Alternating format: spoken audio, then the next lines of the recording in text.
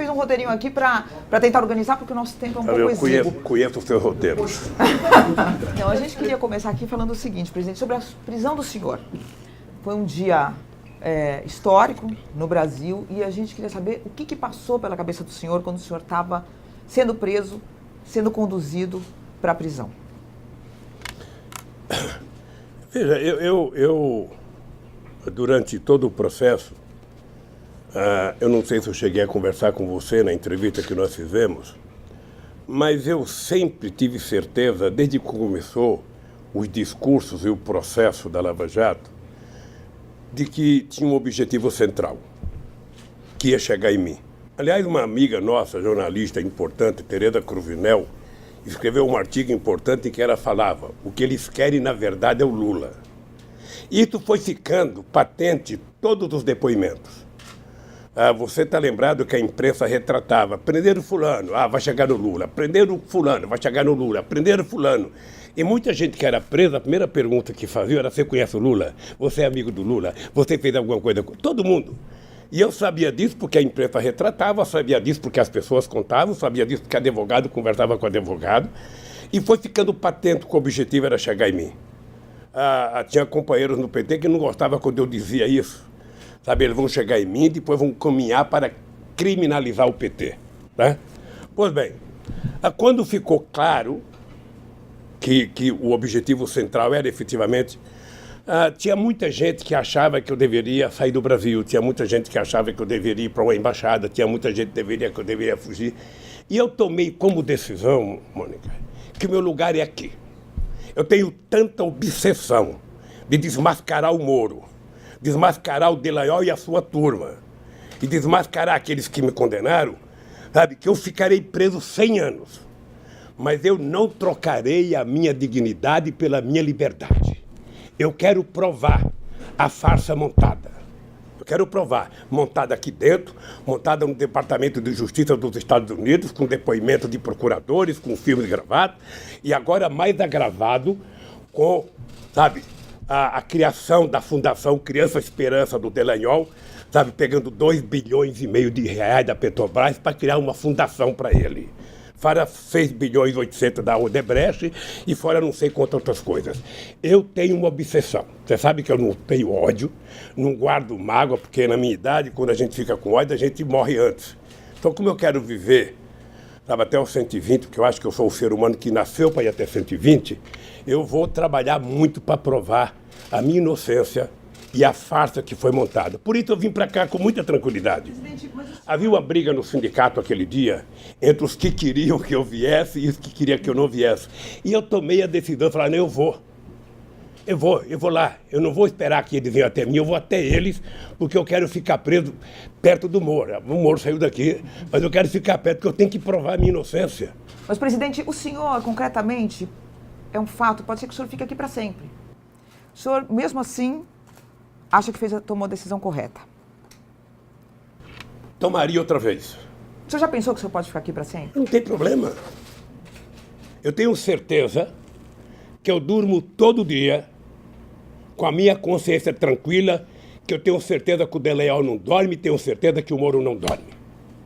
E aquele juiz do TRF4 que nem leram a sentença, sabe, fizeram um acordo lá, era melhor que um só tivesse lido e ter falado: olha, todo mundo aqui vota igual.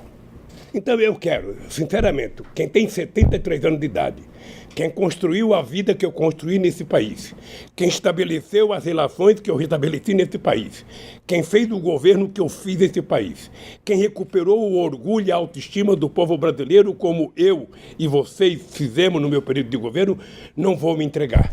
Então eles sabem que eles têm aqui um pernambucano teimoso. Eu digo sempre, quem nasceu em Pernambuco e não morreu de fome até os 5 anos de idade, sabe, não se curva mais a nada. Você pensa que eu não gostaria de estar em casa? Adoraria estar em casa com a minha mulher, adoraria estar em casa com meus filhos, adoraria estar em casa com meus netos, adoraria estar em casa com meus companheiros, mas não faço nenhuma questão, porque eu quero sair daqui com a cabeça erguida como eu entrei, inocente.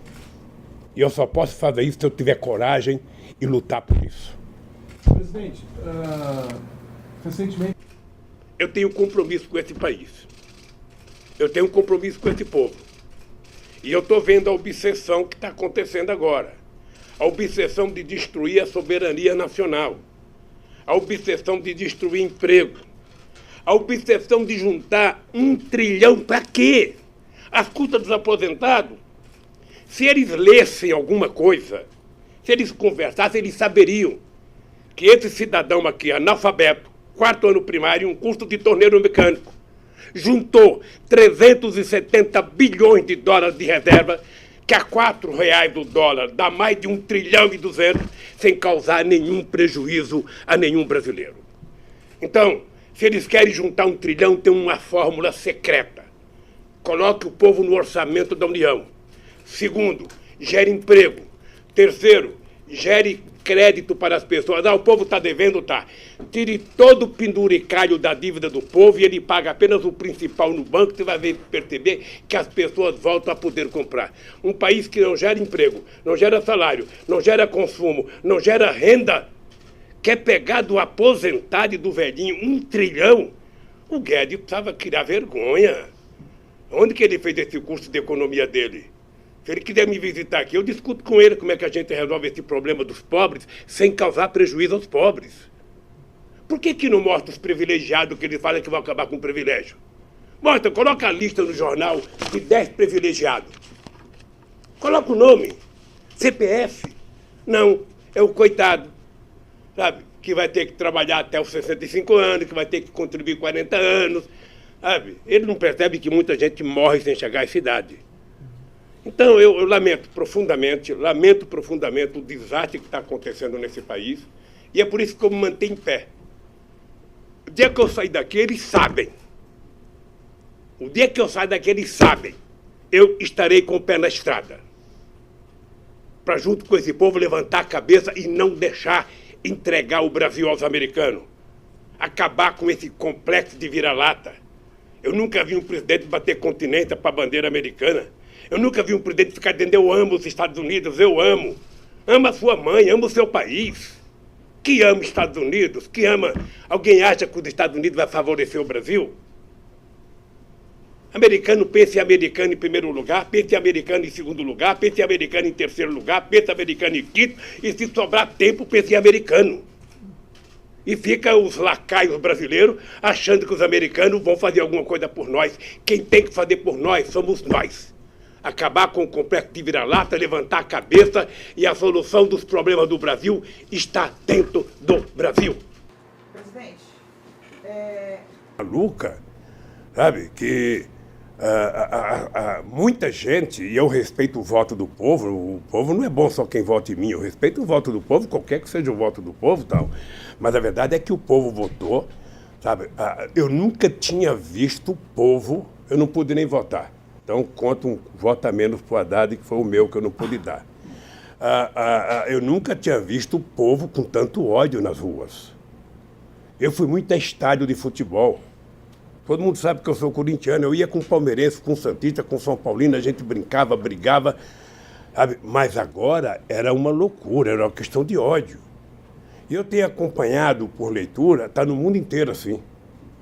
Está no mundo inteiro, ou seja, a política está efetivamente demonizada e vai se levar um tempo muito grande para a gente poder tratar a política com mais seriedade. Veja o caso do Brasil, só para ter uma ideia do caso do Brasil. O que você tem visto nesses 4 meses? Eu não esperava que o Bolsonaro fosse resolver o problema do Brasil em 4 meses. Só propõe, sabe, fazer análise de 100 dias quem nunca governou. Sabe, quem acha que em 100 dias pode apresentar alguma coisa, realmente ele não aprendeu a sentar a bunda na cadeira. E depois com a família que ele tem. Com a loucura que tem, quer dizer, o inimigo central dele, além do PT, o PT é o primeiro inimigo dele, é o vice. Sabe, quer dizer, é uma coisa loucura. Ele passa a agredir os deputados, depois tenta agradar os deputados, ele diz que está fazendo a nova política, e a política que ele faz é a mesma, porque ele é o velho político, ou seja, então o país está subordinado à desgovernabilidade, à ingovernabilidade. Ou seja, o Brasil está desgovernado. Ele até agora não sabe o que fazer, e quem dita regras é o Guedes. Sabe? o homem de 1 milhão. A única coisa que o povo sabe de 1 trilhão. Todo santo dia eu vejo o Jornal das 7, vejo o Jornal das 8, vejo o Jornal das 9, o Jornal das 11, o Jornal da meio-dia, o Jornal das 7, em todos os canais. Nunca vi tanto jornal na vida. É tudo a mesma coisa. Parece as sentenças que dão contra mim. É tudo a mesma coisa. E é tudo a reforma da Previdência. Fez a reforma da Previdência, acabou o teu problema. Mônica, acabou o problema do Brasil. Acabou o problema, todo mundo vai ficar maravilhosamente bem. E eu acho que todo mundo vai se lascar se for aprovada a Previdência tal como ele quer. Se a Previdência precisava de reforma, você senta com os atores, senta com os trabalhadores, senta com os empresários, senta com os aposentados, senta com os políticos e encontra uma solução para arrumar aonde tem que arrumar. Ainda falando da... Acontece, Mônica, que o impeachment, a cassação da Dilma e o golpe não fecharia com o Lula em liberdade. Não fecharia com o Lula em liberdade. Então, qual é o meu incômodo? Olha, se eu tivesse aqui preso e o salário mínimo tivesse dobrado, pô, seria... O Lula realmente era um desgraçado, prendeu e melhorou o povo. Mas não, acabaram agora com o aumento real do salário mínimo. Se eu tivesse aqui e o povo estivesse trabalhando com carteira assinada, não inventaram agora uma história de uma carteira verde e amarela. Você vai receber logo, logo, você vai receber verde e amarela. Verde e amarela é se você quiser, sabe? Tem uma aposentadoria, sabe? Você pagando pelo banco ou tem aposentadoria normal. Essa opção, ela é mentirosa. Nenhum empresário vai contratar um trabalhador que não esteja com carteira verde e amarela. Foi assim no Fundo de Garantia. Eu estava dentro da FARC em 1967. O patrão chegava e dizia, você vai fazer opção para o Fundo de Garantia ou vai ficar na estabilidade? Vou ficar na estabilidade, então fora. Era assim. Então, essa gente pensa que o povo é imbecil para ficar mentindo o tempo inteiro para o povo. Você, quando fala autocrítica para mim, eu acho que nós devemos ter muito erro. Eu, por exemplo, tive um erro grave. Eu poderia ter feito a regulamentação dos meios de comunicação. Nós fizemos um congresso em 2009, aprovamos um congresso, só participou a Bandeirante e uma outra rede TV, se não me falha a memória, sabe? Participou, nenhuma outra televisão participou muitas rádios, e nós preparamos em junho de 2010 uma regulamentação do meio de comunicação. Ao invés de dar entrada no Congresso, porque ia ter eleição, eu falei, não, vamos deixar para o novo governo. E deixei para o novo governo. A razão pela qual a Dilma ou o Paulo Braga não entrou, eu não sei. Mas essa é uma autocrítica que eu faço. Uma autocrítica que eu faço. Agora, pergunto o seguinte, imagina se todo mundo nesse Brasil fizesse uma autocrítica. A elite brasileira deveria estar agora fazendo autocrítica. Puxa vida, como é que a gente ganhou tanto dinheiro no governo do Lula? Como é que o povo pobre vivia tão bem? Como é que o povo pobre estava viajando para o Piauí, para Sergipe, para Garanhuns de avião e agora nem de ônibus pode viajar? Sabe? Vamos fazer uma autocrítica por causa do que aconteceu em 2018 na eleição. Vamos fazer uma autocrítica geral nesse país. O que não pode é esse país estar governando por esse bando de maluco que governa o país.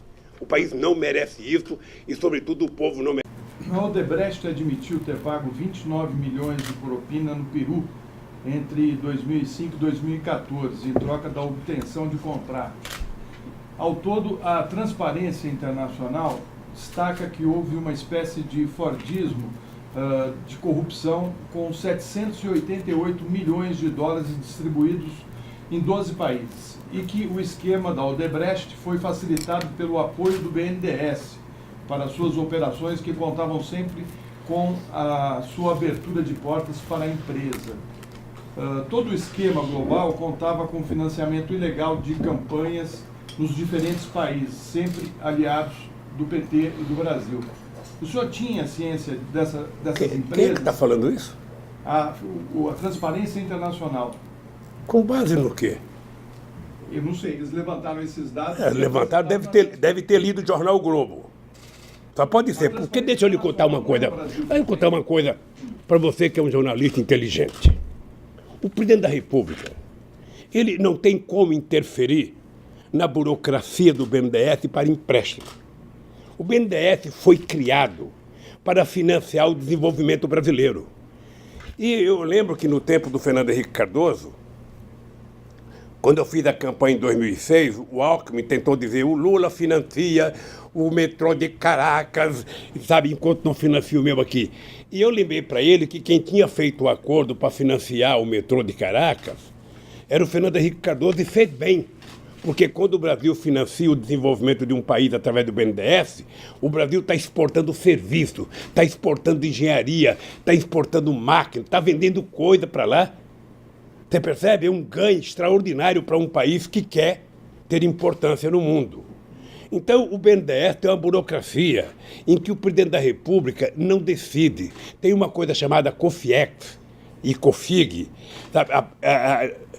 Que participa ministro da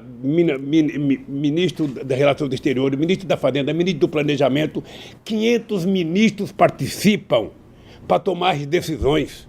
Só quem não participa é o presidente da República. O presidente não sabe dessas coisas. E eu sou favorável que o BNDES empreste dinheiro para o desenvolvimento dos países africanos, dos países latino-americanos.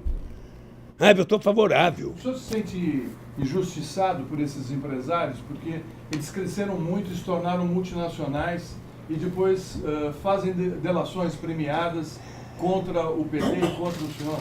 Deixa eu falar uma coisa. Contra mim, eu não fico com raiva não pelo seguinte, olha. Eu tenho desafiado os empresários a dizerem quem é que me deu 5 centavos. O Léo, que é o rapaz que está preso aqui, que fez a denúncia contra mim, ele passou 3 anos dizendo uma coisa, depois ele mudou o discurso, meu advogado perguntou por que ele tinha mudado, ele falou, meu advogado me orientou. E o que ele falou, Lula sabia.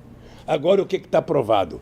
A OAS gastou 6 milhões de reais para pagar a funcionário da OAS para uniformizar o discurso dos funcionários com a delação. Então como é que eu posso levar a sério isso? Eu não posso levar a sério. O que eu posso dizer para você é que haverá tempo suficiente para que a gente faça uma investigação. Eu penso, Florestan, quem sabe um jornalista bem informado como você, investigativo como você, poderia aos Estados Unidos saber qual é a intromissão do Departamento de Justiça americano nesse processo do Brasil. Qual é o interesse dos americanos na Petrobras? Você sabe qual é. Agora nós temos que investigar. Nós temos que ir atrás. Eles nunca engoliram o fato de eu dizer que a Petrobras era nossa, que o petróleo era nosso, que o petróleo seria o passaporte do futuro, que 75% do roda da Petrobras ia para cuidar da educação e que a Petrobras teria 30% direto, ou seja, que quem quisesse entrar aqui teria que pagar o que nós quiséssemos. Aí o Wikileaks vaza aquele documento do Serra, ligando para a Chevron, dizendo, olha, venha para cá que nós vamos dar um jeito e tal. E deram um jeito. Aonde que esse país vai para frente se não tiver gente que se respeita, gente que gosta do país e gente que entende que um país que tem a riqueza minerais, sabe, que o Brasil tem, que tem a floresta, o potencial da água doce, o petróleo que nós temos, quase 17 mil quilômetros de fronteira seca, 8 mil quilômetros de fronteira marítima, petróleo a 200 milhas, ou seja, os americanos, foi só a gente anunciar o pré-sal, os americanos recuperaram a 4ª frota que funcionou na Segunda Guerra Mundial. Qual foi a resposta que eu dei para os americanos? Criei o Conselho Sul-Americano de Defesa para juntar os nossos exércitos aqui contra a intromissão dos Estados Unidos. A coisa que mais acontece no Brasil é denúncia. E eu sou favorável que todas as denúncias feitas sejam apuradas, sabe, seja investigada. Todo mundo sabe que quando eu era presidente eu era contra policial federal investigar alguma coisa e denunciar antes de ter a prova. Porque a coisa mais fácil do mundo é a imprensa investigar para você. Porque aqui no Brasil virou norma. Ou seja, você é condenado pela manchete dos jornais. Quando o processo sair, se você saiu que você não cometeu nada, você já está condenado. Você não vai mais na rua, seu filho não vai mais na escola. Porque a condenação é a priori. Então eu quero saber o seguinte, investiga, apura, faz o que quiser. Eu estou achando estranho essa tal dessa milícia do Bolsonaro. Cadê aquele cidadão dos 7 milhões? O cara que é esperto para fazer dinheiro, o cara que sabe fazer dinheiro. Como que é o nome dele? Queiroz. Queiroz. Cadê o Queiroz? Cadê a imprensa que não está atrás do Queiroz? Cadê a imprensa que não vai atrás quem pagou o Roberto Einstein por Queiroz? Será que foi o Netanyahu que veio aqui pagar a conta? Sabe? Então, meu caro, é o seguinte. O Brasil tem 2 pesos e 2 medidas. Será que foi quem que o senhor falou? Desculpa. Hein? Será que foi quem que veio pagar a conta? Não, a vinda do Netanyahu aqui deve ter sido para pagar a conta, porque ninguém sabe. O cara, veja, eu, ex-presidente da República, sem nenhuma prova, fui na minha casa, sabe? Fui receber vários policiais na minha casa para fazer apreensão. O seu Queiroz não atendeu nenhum pedido do Ministério Público e a Polícia Federal não foi buscar ele ainda. Um cidadão, os policiais do Exército dão 80 tiros num carro, matam um negro e vai perguntar para o ministro da Justiça, ele fala, isso pode acontecer. Olha, que país que nós estamos? O que o povo espera desse país? Então é por isso que eu não tenho o direito de baixar a cabeça. Presidente. Não tenho o direito de ficar, sabe, esmorecido, fraquejar. Eu estou mais tinhoso que nunca, sabe, respeito todo mundo, tenho apreço por todo mundo, mas se tem um cidadão nesse país que vai continuar lutando e vai lutar, sou eu, para restabelecer a verdade nesse país. Presidente, como é que o senhor recebeu a notícia sobre a morte do Alan Garcia no Peru? Você sabe que eu nunca consegui entender a morte do Getúlio Vargas. O último filme que eu assisti do Getúlio Vargas foi esse filme que foi feito com o Tony Ramos, que é um bom filme. Eu lembro que em 2005, numa plenária com o empresário no Palácio do Alvorada, eu falei, olha, eu quero que vocês saibam como é que eu sou. Eu não vou me matar porque não tenho vocação de Getúlio. Eu não vou correr porque não tenho vocação de pedir asilo político. Se alguém quiser me pegar, vai pegar nesse país. E vai me pegar na rua, porque eu vou enfrentar na rua. E comecei a ir para a rua. Isso foi em junho de 2005. Quem quiser me pegar, vai para a rua. É por isso que eu ganhei em 2006 e orgulhosamente terminei meu mandato com 87% de bom e ótimo, 10% de regular e 3% de ruim e péssimo, que deve ter sido, sabe, lá no condomínio do Bolsonaro e na sede do PSDB. Então, eu efetivamente estou convencido que nós temos que lutar hoje muito mais do que já lutamos. O Alan Garcia, ele teve uma reação psicológica que muita gente tem. O nosso reitor da Universidade Federal de Santa Catarina, não é todo mundo que aguenta. Você quer saber de uma coisa? A Marisa morreu por conta disso. Quem está falando é um homem de 73 anos de idade, perto de fazer 74. A dona Marisa morreu por conta do que fizeram com ela e com o filho dela. Tá? A dona Marisa perdeu motivação de vida, a dona Marisa não saía mais de casa, a dona Marisa não queria mais conversar nada. Ou seja, ela morreu, o AVC dela foi por isso. Agora, não pense que por causa disso eu vou ficar com o meu coração cheio de ódio. Não, aqui tem muito lugar para amor. O ódio eu vou colocando num cantinho bem escondido. E o Alan Garcia não deve ter suportado. Eu não sei, eu não leio imprensa peruana, não sei qual era a carga que se fazia contra ele. Sabe? Mas o Alan Garcia era um homem que tinha saído muito mal do governo. O Peru tem uma coisa engraçada. O Peru é um país que cresce a 5% ao ano, na mão do Toledo cresceu, na mão do Alan Garcia, e eles terminam o mandato com 10% de aprovação, com 5% de aprovação. Por quê? Porque como eles exportam tudo para os Estados Unidos ali perto, eles crescem, mas não tem distribuição de renda. Então o país cresce a 5% e a miséria cresce a 10%. Sabe? Então a miséria vai sempre na frente do crescimento. Então, eles não conseguiram ter candidato, nem o Toledo e nem o Alan Garcia conseguiram ter candidato nas eleições. Então, eu, sinceramente, não sei como é que se matou. Deixa eu falar uma coisa para você, tem que ter muita decisão. Eu sei o que eu passei. Você não tem noção do que é você passar 6 meses esperando todo santo dia que a polícia fosse na tua casa. Todo santo dia. Todos, não é um dia, não, são 6 meses. E de repente você vê a polícia chegar na tua casa, com uma disfarçatez, todo mundo com máquina fotográfica pendurado no peito, para tirar fotografia. Deveriam ter mostrado a quantidade de dólar que acharam na minha casa. Deveria ter mostrado a quantidade de joias que acharam da dona Marisa. Deveria ter tirado foto e colocado para Globo. Enfiaram o rabo no meio das pernas porque não encontraram nada. E a imprensa não fala, não encontraram nada na casa do Lula. Sabe? Então, é duro. Não queira que isso aconteça com você. Não queira. Eu conheço casos de pessoas que estavam em cadeira de roda, pedia para ir no banheiro e dizia: se você não falar o nome do Lula, você não vai no banheiro. Sabe? Então, como a história não é contada no dia que ela acontece, essas coisas vão acontecendo.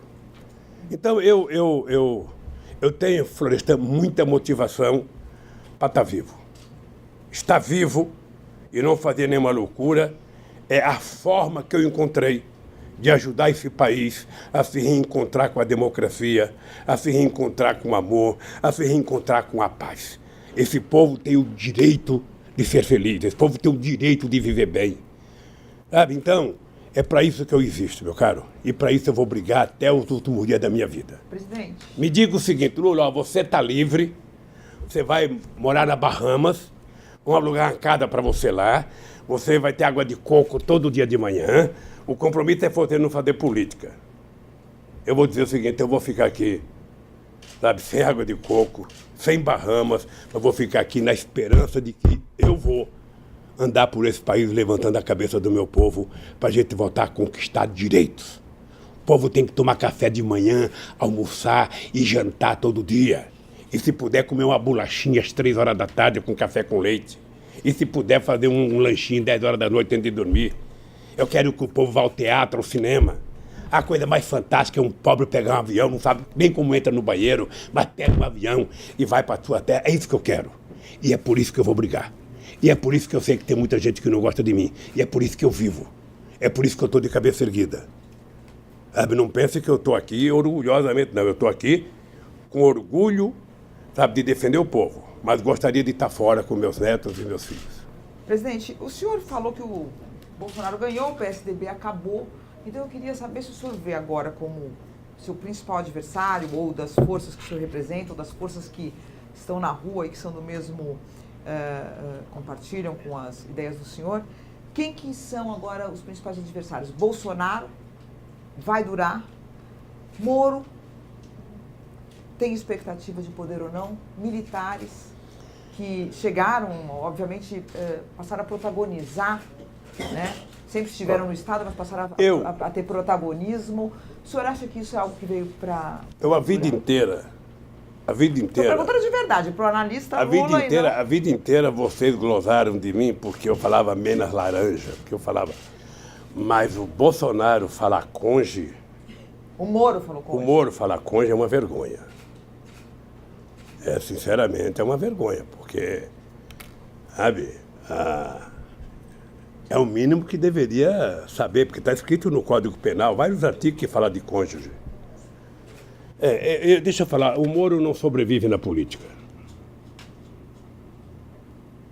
E o Bolsonaro, ou ele constrói um partido político sólido, ou do jeito que está, também não perdura muito, porque ali você tem uma quantidade difusa de interesses. É só pegar a quantidade de sigla para uma pessoa que diz que não gosta de política. Eu não sei como é que você é deputado, 27 anos, e diz que não gosta de política. Eu não sei como é que você faz um filho vereador, outro deputado federal, outro senador, e você não gosta de política. Então, ele vai ter que ter muita capacidade de articulação, muita vontade, vai ter que gostar muito de política para poder dar certo. Porque a chance dele dar certo é o Brasil dar certo. O povo tem paciência, mas não tem toda a paciência do mundo. Pode dar, não pode? Sabe? Não sei, do jeito que está fazendo não pode dar, querida. Não há condições de dar. Veja, você diminui a renda per capita da sociedade. você diminui o salário mínimo, você diminui a possibilidade de oferta de emprego, e você acha que tudo vai ser resolvido com 1 trilhão para a Previdência, para o sistema financeiro, vai dar certo aonde? Sabe o que dá certo? Dá certo se fizer como nós fizemos, legalizamos e formalizamos 6 milhões de microempreendedores individuais. Sabe por que a Previdência era superavitária no meu governo? Porque teve 20 milhões de pessoas trabalhando com carteira profissional assinada. Porque teve 6 milhões de microempreendedores individuais formalizados. Porque o Brasil quadruplicou as exportações. Sabe, então, se o país não crescer... Você está lembrada que eu criei uma coisa chamada Primeiro Emprego? Foi uma farsa aquilo, coitado, uma loucura que eu achava que fazendo uma lei, criando o primeiro emprego e pedindo para os empresários que eu ia pagar R$200, que gerar emprego. Nem o empresário gera emprego porque eu estou dando R$200 para ele. O que vai gerar o emprego é quando eu fiz os puxadinhos da Caixa Econômica Federal, que eu fiz financiamento para construir um puxadinho. Aconteceram no mesmo ano 10 fábricas novas de cimento no Brasil. Então, quando você faz a economia, o povo come um pãozinho a mais, toma um cafezinho a mais, toma uma cervejinha a mais, ganha R$1 a mais, compra um chinelo a mais, aí você começa a gerar emprego no país. Presidente. Você começa a gerar emprego no país. Agora você, do jeito que eles estão fazendo, inclusive brigando com os nossos maiores parceiros comerciais, sabe? Desprezando a América do Sul, desprezando... O nosso comércio com a Argentina é maior do que com todos os países da Europa. Como é que você vai desprezar o nosso comércio com a Argentina, o Mercosul? Esse cara não entende de nada. Mas também o ministro que ele tem das Relações Exteriores, sabe? Aquilo foi encomendado... Saudade do Silveirinha no tempo do Geisel, que teve a coragem de reconhecer Angola. Sabe, esse cidadão que está aí, sinceramente, o Celso Amorim deve essa para nós. Como é que deixou um cara desse na carreira do Itamaraty? Presidente, só para retomar, e os militares, presidente? Que eu perguntei de Moro, Bolsonaro... Sabe uma coisa que eu tenho vontade? Quando eu sair daqui, eu quero conversar com os militares.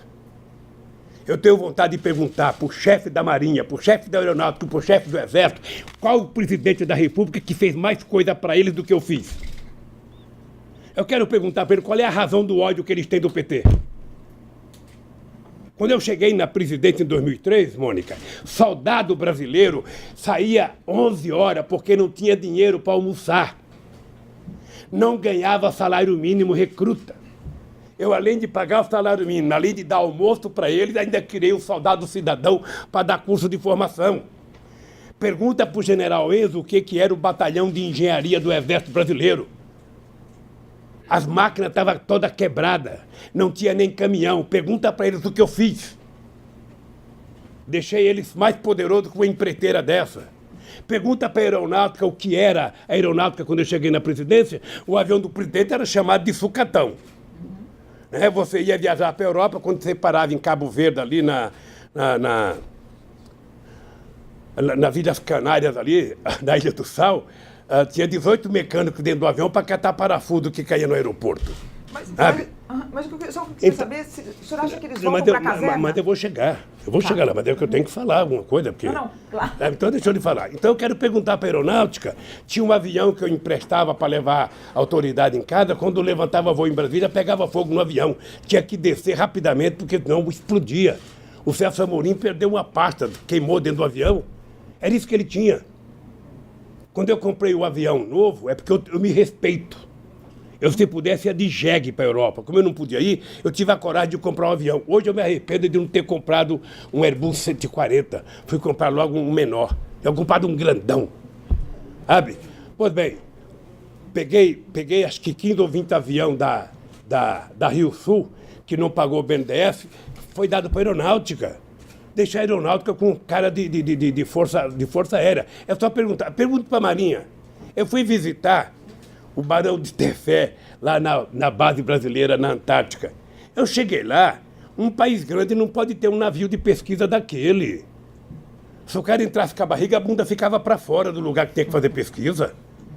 Sabe? Nós autorizamos o almirante comprar um navio decente. Caparaó, por exemplo, o governo não dava dinheiro para enriquecer urânio. Pergunta para ele quem foi que garantiu 30 milhões por mês para Caparaó funcionar. Então é o seguinte, eu não sou contra militar fazer política, não. Militar quer fazer política, sai do exército, vai para a reserva, sabe? Aliás, é importante lembrar que a política no Brasil começou com o Marechal Deodoro da Fonseca. Eles fazem política no Brasil, eles só não tiveram participação no poder decisivo no governo Fernando Henrique Cardoso e no meu governo. No restante, eles tiveram. E no da Dilma também. Então, parecia que eles voltaram para a caserna e agora mas veja, e o Mourão? Eu acho que se você tiver um militar competente, e ele for tecnicamente competente e especialista numa coisa, não tem problema que ele vá para o governo. O senhor acha que Agora, o que não pode é do jeito que está. Não dá. Não dá. Eu não sei a qualificação das pessoas, sabe, que estão lá. Eu não conheço. Agora mesmo eu vi no noticiário de ontem que o ministro do Meio Ambiente desmanchou não sei o que lá no Chico Mendes e colocou não sei quantos cabos, soldado, militar, não sei para quanto. Olha, para cuidar de meio ambiente, você coloca gente especialista. Você já tem os especialistas da Polícia Federal, você tem os especialistas do Ministério Público, coloca técnico, coloca, sabe, que militarizar o governo. O senhor conhece... Então, eu não sou contra eles participar, não. Tá. Agora, militar tem que saber que eles têm um papel a cumprir pela Constituição.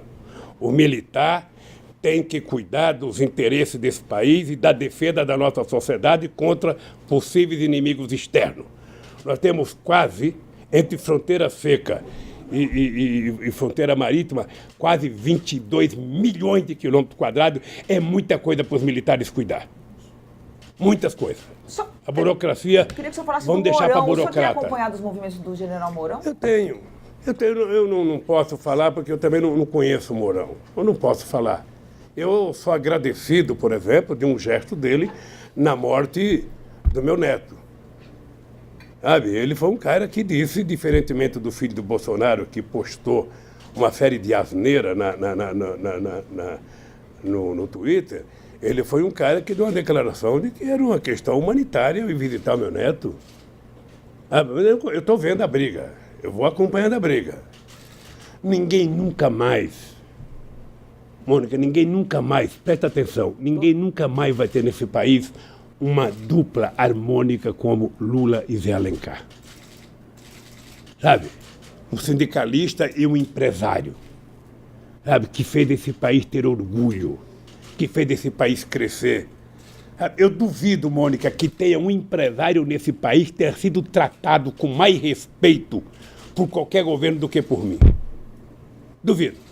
A diferença é que eu tratava ele bem, mas também tratava o sem terra, tratava o sem casa, tratava os moradores de rua, tratava, sabe? Tratava a sociedade brasileira. Então, eu posso te dizer, Mônica, esse povo é a minha motivação. Eu quero que você saia daqui e você retrate o seguinte: você não conversou com um cidadão alquebrado. Você conversou com um cidadão que tem todos os defeitos que um ser humano pode ter, mas tem uma coisa que eu não abro mão. Isso eu aprendi com a dona Lindu, que nasceu analfabeta e morreu analfabeta. Dignidade e caráter não tem shopping, não tem supermercado, e você não aprende na universidade. Isso é de berço. E isso eu tenho demais, e não abro mão disso. Esse é o meu patrimônio. Presidente, o seu ex-ministro Palocci virou agora delator. Ele disse, inclusive, que havia uma conta no exterior no nome de Joesley, onde era depositado dinheiro para o PT. Ele disse também que as duas campanhas da Dilma para a presidência custaram 1,4 bilhões de reais, mas que não foi declarada a justiça eleitoral. Por que o senhor acha que o seu ex-ministro estaria mentindo? Olha, bom, primeiro, se ele disse que o Joel tem uma conta no exterior, eu acho que o Joel deve ter conta no exterior em vários países, porque ele tem fábrica em vários países. Não vejo nenhuma novidade.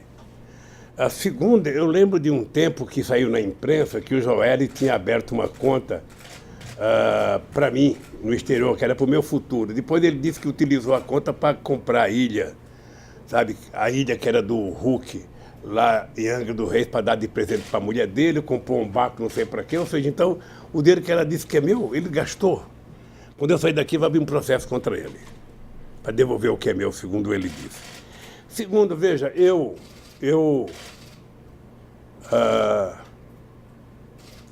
era um cara que tinha profundo respeito pelo Palocci. O Palocci era uma pessoa que, se não tivesse feito bobagem, poderia ter crescido na política brasileira. Eu comecei a perder a confiança no Palocci com aquela história do caseiro no primeiro mandato. Vocês estão lembrados que o Palocci saiu do governo em março de 2006. Eu vinha para o Paraná, que eu tinha uma atividade aqui no estado do Paraná, e eu tinha lido a imprensa, liguei para o Palocci, falei, Palocci, eu estou indo ao Paraná, eu vou voltar às 3 horas da tarde, se você não tiver resolvido o problema do caseiro, você não está mais no governo. E ainda falei com ele, Palocci, não é possível o ministro da Fazenda ganhar de um caseiro. Então, ou você explica, é o senhor do caseiro ou cai fora. Quando eu voltei de trás, liguei para ele, ele não tinha explicação, porque é o seguinte, eu comecei a achar que o Palocci não dizia a verdade porque ele nunca teve coragem de me dizer se ele ia ou não ia na casa. Ora, se ele mentisse para a Polícia Federal, se ele mentisse para o PMDB, para o Senado, era um problema dele. Mas para mim, que era o presidente dele, ele nunca me disse. E, aliás, dizia que não sabia andar de carro em Brasília. E entre o Palocci dizer que não ia na casa e o caseiro dizer que ele foi, eu acreditava no caseiro. Então por que ele foi coordenador da campanha da Dilma? É outra história. É outra história. Tá? É outra história. Eu estou dizendo que ele saiu porque não respondeu para mim a questão do caseiro. Ele foi eleito deputado federal, sabe? Depois, na campanha da Dilma, foi colocado 3 pessoas na coordenação. Ele, Zé Eduardo Cardoso e Zé Eduardo Dutra. Tá lembrado? O presidente do PT, o secretário-geral do PT, e o Palocci, que era remanescente da minha vitória, e deputado federal, que não ia concorrer mais. Tá? Ele foi coordenador da campanha, junto com o Zé Eduardo Cardoso, junto com o Zé Eduardo Dutra e com o João Santana. Sabe? Certamente a Dilma admirava o trabalho dos 3, porque fizeram ela ganhar as eleições. Presidente, o que todo mundo está querendo saber hoje no Brasil é o seguinte: o país está numa crise econômica profunda, o desemprego aumentou, apesar da reforma trabalhista, as perspectivas não são boas para o futuro, os investimentos não surgiram e muitas indústrias estão indo embora, inclusive a indústria automobilística. O que o senhor acha que o senhor faria para recolocar o país no crescimento econômico? Antes de responder a questão do desemprego do país, dizer uma coisa para você. Você estava perguntando do Palocci, eu estava respondendo. Deixa eu dizer uma coisa para vocês. Desde os anos 70, que tem no Brasil uma disputa entre o cara que foi preso e denunciou o companheiro que era traidor e o que não denunciou que era herói, sempre teve isso. Eu nunca tratei assim. Eu acho que o ser humano ele tem um limite de suportar do ponto de vista psicológico, do ponto de vista da dor que ele recebe. Eu tenho pena do Palocci, porque um homem da qualidade política do Palocci não tinha o direito de jogar a vida fora como ele jogou. Tenho um profundo respeito pela mãe do Palocci, que é fundadora do PT, que carrega barro até hoje pelo PT lá em Ribeirão Preto, mas lamentavelmente eu tenho pena do Palocci. Ele não merecia fazer com ele o que ele está falando. Sabe? Não merecia. Presidente, bem, agora... O que o senhor diria hoje para os seus colegas, para os seus companheiros que estão no sindicalismo, que estão lá no ABC, no Sindicato dos Metalúrgicos? Ainda tem alguma coisa positiva? Não, eu não queria dizer para os metalúrgicos, não, eu queria tentar discutir com os meus companheiros do movimento sindical. Ô, gente, a classe trabalhadora mudou. A classe trabalhadora de 2020 não é mais a classe trabalhadora de 1980. Sabe, mudou. Mudou profissionalmente, mudou intelectualmente, sabe? Hoje o trabalhador não é mais o trabalhador que trabalha de fábrica, ele trabalha fora, ele trabalha em casa, ele trabalha fazendo bico, ou seja, não tem mais aquela classe trabalhadora concentrada dentro de uma fábrica como tinha antes. Hoje o cara tá num shopping, hoje o cara que não tem condições de se unificar, porque cada loja é uma loja. Então está mais difícil fazer sindicalismo hoje. Está muito mais difícil fazer sindicalismo. Tá? Eu ia na porta da Volkswagen em 80, era 40 mil trabalhadores. Hoje, aquela Volkswagen são apenas 12 mil trabalhadores, é um desmonte daquela fábrica. Tá? Então, o mundo do trabalho mudou. O mundo do trabalho mudou radicalmente. E nós temos que repensar como reorganizar a classe trabalhadora. O cara que trabalha por conta própria, o cara que trabalha individualmente, o cara que trabalha em casa, o cara não tem mais a mesma consciência de classe que ele tinha naquele tempo. Então, o papel do movimento sindical agora é tentar repensar como organizar a classe trabalhadora, como eu representar os trabalhadores. A Volkswagen tem mais ex-metalúrgico fora do que lá dentro. Quem é que representa esses ex-metalúrgicos? Então o movimento sindical tem uma tarefa forte de descobrir um novo discurso e uma nova razão para a sua existência. Para encerrar, presidente... Ainda não está encerrando, não. Eu quero já... Não, ainda falta 14. Então tem mais. Para pré-encerrar. Para pré-encerrar. Eu queria saber o seguinte... Eu não tenho nenhuma pressa, viu? Nem nós também não. Eu recebi muitas mensagens durante esses 7 meses que eu e a Mônica estávamos aguardando para fazer essa entrevista, e as pessoas que me escreveram, a grande maioria, quer um posicionamento do senhor de otimismo. Ou seja, nós estamos precisando de injeção de otimismo. O que o senhor teria a dizer a essas pessoas que estão no Brasil querendo uma saída melhor? Se quer otimismo, é comigo mesmo. Vamos lembrar que quando eu fui eleito em 2002, qual era a lógica do Brasil? A lógica do Brasil era o seguinte: o Brasil tem uma dívida externa impagável, o Brasil está quebrado e você não vai conseguir governar o país. Foi assim que eu entrei para ser presidente da República. Quando eu entrei no sindicato, também disseram: olha, tem a lei de greve, a estrutura sindical é a cópia fiel da Carta de Lavoro de Mussolini, você não vai conseguir mudar o sindicato. Em 3 anos a gente mudou o sindicalismo brasileiro. E em 3 anos nós começamos a mudar o Brasil. É por isso que eu digo, você tem que ter credibilidade, você tem que construir uma relação de confiança com a sociedade e você tem que fazer com que a sociedade confie em você, interna e externa. Por exemplo, eu às vezes fico chateado porque tem muitos empresários covardes que poderiam, nesse instante, estar brigando pelos interesses do Brasil. Sabe? O Brasil forte, indústria forte, é bom para o Brasil. Nós precisamos ter indústria forte, ter empresário forte. Sabe? Nós precisamos ter. Cadê essa gente que não se manifesta? Sabe? Nós estamos vendo destruir a educação. Cadê o pessoal que não se manifesta? Então, eu acho que como nós já provamos que é possível construir esse país, as pessoas têm que acreditar que depende de nós, depende de cada um. Não adianta ficar xingando o Bolsonaro e achando que ele vai fazer. Ele não vai fazer. Quem coloca os ministros da educação que ele colocou não gosta de educação. Quem coloca o cara do meio ambiente que ele colocou não gosta do meio ambiente. Então, ao invés de ficar esperando, quem coloca o Guedes na economia não gosta do povo.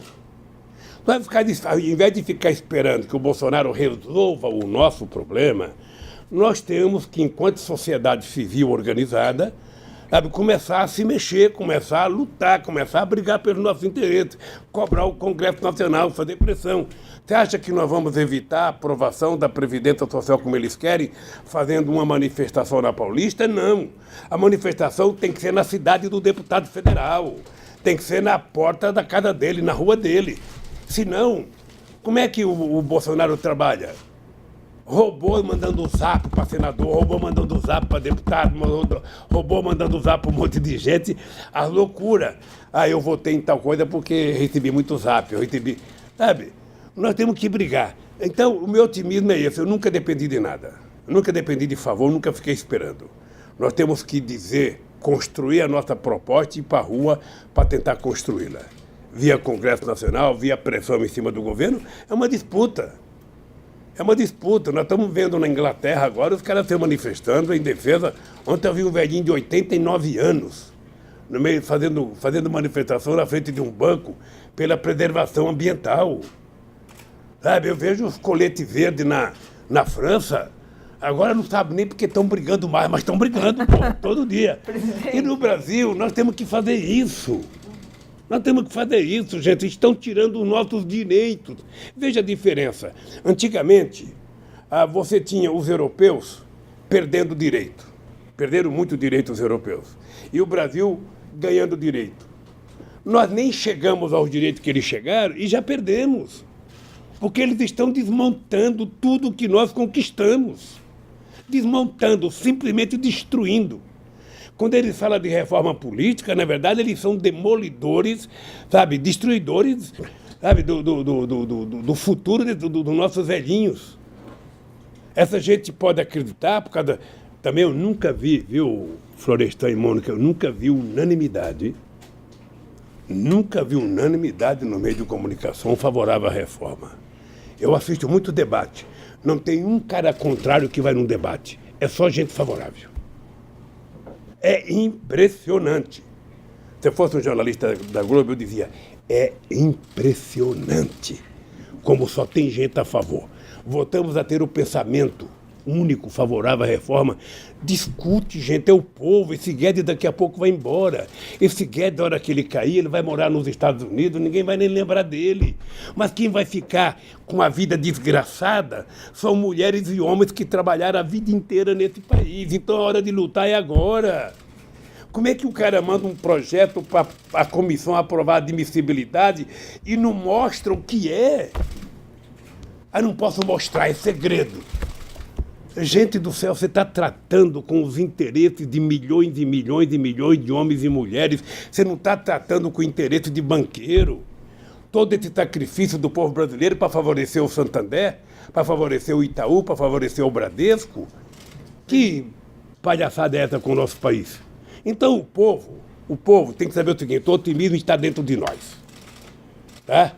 A gente tem que saber que o mandato é de 4 anos, a gente tem que saber que esse cara ganhou as eleições, a gente gosta ou não gosta, sabe? A gente tem que saber que ele pode imprimir o jeito dele governar, cabe a gente aceitar ou não. Presidente. Se a gente não aceita, tem que lutar. Presidente. Tem que ir para a rua, tem que dizer para o povo, tem que brigar, sabe? É assim que a gente faz política. Presidente. Achar que o Bolsonaro vai fazer o que você quer, esqueça.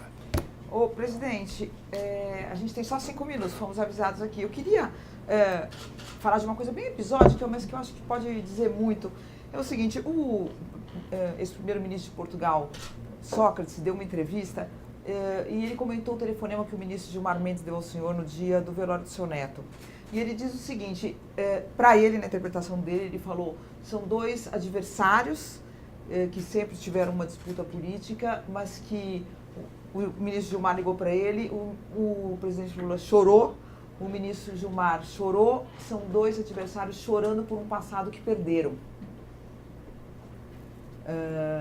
E depois ele fala, onde um adversário reconhece a legitimidade do outro, não pensa em prender o outro e não pensa em privar uma pessoa de ver o velório do seu neto, não pensa em privar essa pessoa de ver o velório do seu irmão, de se despedir do seu irmão. Eu queria que o senhor comentasse um pouco isso sob essa perspectiva, não apenas dele ter ligado e chorado. Veja, o único comentário que eu tenho a fazer é agradecer a bela fala do companheiro Sócrates. O senhor viu? Eu não sabia que ele sabia, eu nem sabia que a imprensa tinha dado destaque àquilo. Sabe? Eu nem sabia se o Gilmar tinha pedido para divulgar, alguém que divulgou. Eu recebi um telefonema dizendo, olha, o ministro Gilmar quer falar com você. Ele tinha ligado também quando a Marisa morreu. A Marisa era amiga da mulher dele, sabe? Então, eu acho que é um gesto humanitário, um gesto, eu atendi. Eu estava realmente chorando, sabe? Eu vi o Sócrates dizer que ele chorou, ou seja, eu não ouvi porque foi uma conversa muito rápida também, sabe? Mas eu sou agradecido ao Tasso Gereissati, que mandou um telegrama, sabe? me dizendo palavras carinhosas sobre a morte do meu filho, dizendo eu também sou avô. Então, sabe, eu acho que, graças a Deus, a internet ainda não acabou com um pouco de humanismo que existe dentro de nós. Sabe? Ainda sobrevivemos. E tem gente que consegue sobreviver. Sabe? Em compensação, tem canalhas e mais canalhas e mais canalhas que vai para o Twitter falar bobagem e mais bobagem. Esses eu trato como canalha, que não merece o menor respeito. Aliás, eu nunca gostei muito de gente que utiliza Twitter porque é só meia palavra, ou seja, aquele já diminuiu o vocabulário das pessoas. Sabe? Com o tempo, esse cara não vai saber nem escrever mais. O senhor fica mais preocupado aqui, preso na Federal, com o que lá fora? Com seus filhos, com a sua família? O que lhe preocupa? Saber que eles estão passando dificuldade para se colocar na sociedade? Porque diferente do que disseram, muitos não estão numa situação financeira... Não, estão todos mal. Todos mal. Eu estou com meus bens todos bloqueados. Você veja o absurdo, uma coisa absurda, só para lembrar o que está acontecendo nesse país. Eu tinha sido multado em 32 milhões de reais para pagar não sei o quê. O STJ diminuiu para 2 milhões. Ora, qual é a diferença de 32 para 2? Qual é a lógica? Qual é a lógica até de multar em 2? Mas o senhor assinou essa lei, presidente? É uma lei que exige o pagamento de uma multa para poder... Não, mas deixa eu falar uma coisa para você, querida. Eu estou fazendo a comparação de 32 para 2. Tá? E depois dos 2, o suposto apartamento que o Moro mentiu dizendo que é meu, ele colocou no leilão. E quem ganhou deve ser o amigo dele, porque aquele contígio não comprava aquilo do jeito que comprou. Alguém que comprou é amigo do Moro. Ali foi um ajeito. Ali foi um trambique que foi feito. Mas o cara comprou um apartamento por 2 milhões. Olha, se o apartamento foi vendido no leilão por 2 milhões, os 2 milhões era para a Petrobras. Então, qual é... Amor, está apenas lembrando isso. Então, eu espero que a partir desse processo que nós ganhamos em São Paulo, que a dona Marisa ganhou, eu espero que as pessoas desbloqueiem os bens, pelo menos na parte da dona Marisa, para que os filhos possam, pelo menos, sobreviver dignamente. Você fica preocupado com seus filhos? Eu fico. Não, mas eu tenho preocupação com meus filhos. Eles vêm aqui me ver sempre, mas eu fico preocupado com a situação do Brasil. Eu, sinceramente, eu não consigo imaginar os sonhos que eu tive para esse país. Eu não consigo imaginar o sonho que eu tinha quando a gente descobriu o pré-sal para fazer esse país virar gigante. Sabe, eu tenho orgulho e eu sonhei grande, porque eu passei a ser um presidente muito respeitado. Aqui na América do Sul, o Brasil era referência. Eu sonhava criar um bloco na América do Sul para a gente ter força nas negociações com a União Europeia, com os Estados Unidos, com a China. Individualmente a gente é muito fraco. Sabe, eu fui o único presidente a ser chamado para todas as reuniões do G8. O Brasil foi, eu digo eu porque era o presidente, mas o Brasil foi muito importante no G20, tudo isso desmanchou. Tudo isso, agora eu vejo o prefeito de Nova York não quer fazer um jantar com o presidente do Brasil, o dono do restaurante se recusa. A que ponto nós chegamos? Que avacalhação! Um país, sabe, que em 2008, quando nós ganhamos as Olimpíadas, eu tinha certeza que o Brasil chegaria a ser a 5ª economia do mundo. Eu até brincava com os alemães, ó, se prepare que nós estamos chegando aí. Se prepare. O Brasil não tem limite.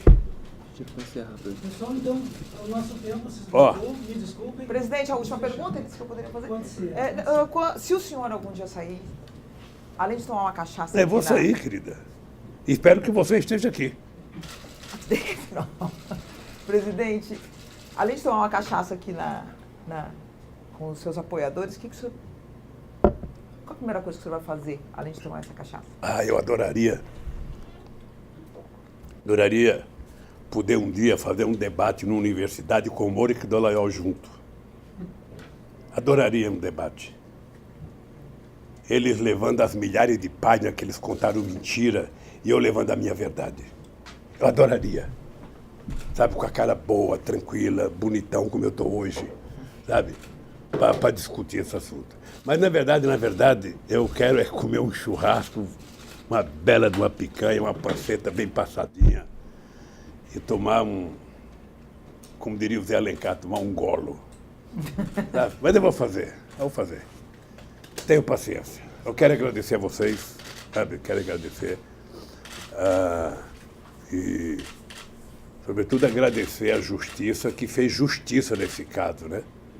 Eu poderia ter feito isso antes das eleições de 2018. Lamentavelmente não foi feito, então quero agradecer a vocês dois, sabe? Pela briga, pela tenacidade e espero que tenhamos outras entrevistas, tá? Se deixarem. Muito obrigado. Obrigada, presidente. Permaneçam todos nos seus lugares. Cadê o envelope? Lula poder sair. Esse aqui não? Não, cadê o envelope meu que estava aqui? Esse aqui.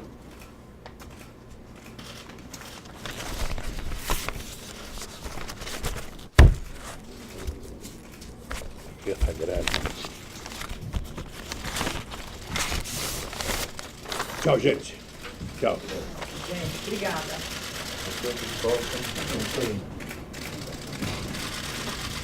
É vergonha.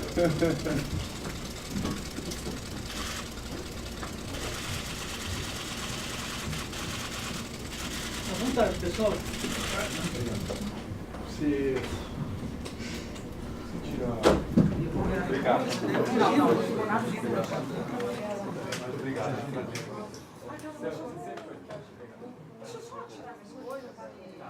Não, se não está apurado. Não.